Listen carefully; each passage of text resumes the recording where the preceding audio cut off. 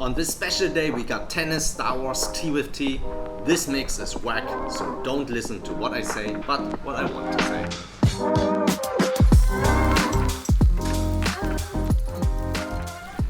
So the other day I listened to Carlos Alcaraz in a press conference about his preparation for the French Open, the highlight of the clay season.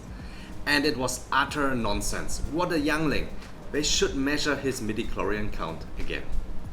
Without getting into the details of fact-checking, because content doesn't matter these days very much on social media anyhow, Alcaraz does not understand that I have far more experience watching tennis than he does. When he was born in 2003, I was already watching tennis for many years, saw more winners and losers on the court than him.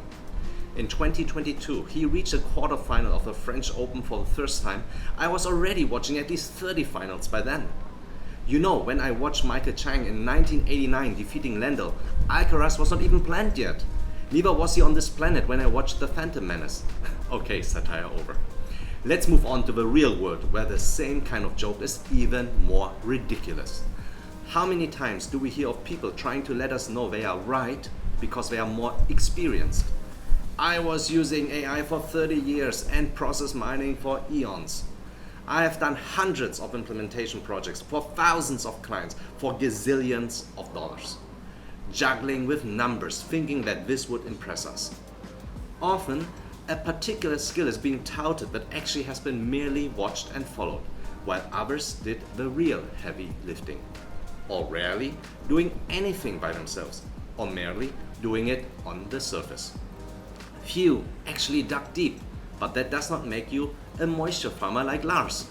Deep digging does not mean well, nor meaningful either. Maybe the Peters Principle was kind to them, and now there might be some Vice Supreme Chancellor of the Galactic Republic like Jar Jar Binks or Snoke. Charles Dickens wrote about a tale of two cities, and in today's world we have the tale of two mindsets.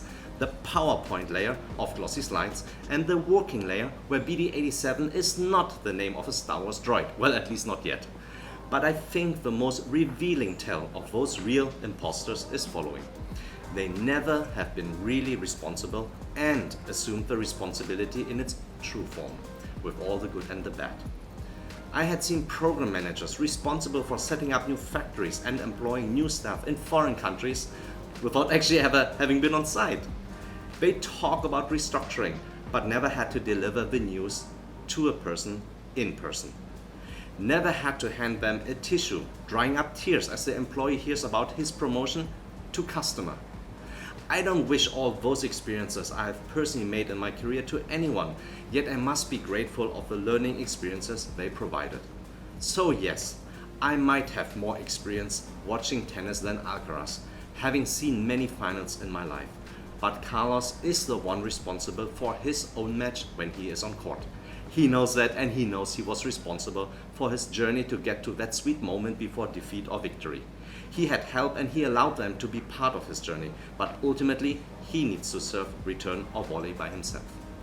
Maybe that's the reason why he is a tennis champion, why I merely enjoy his play. May the 4th be with you.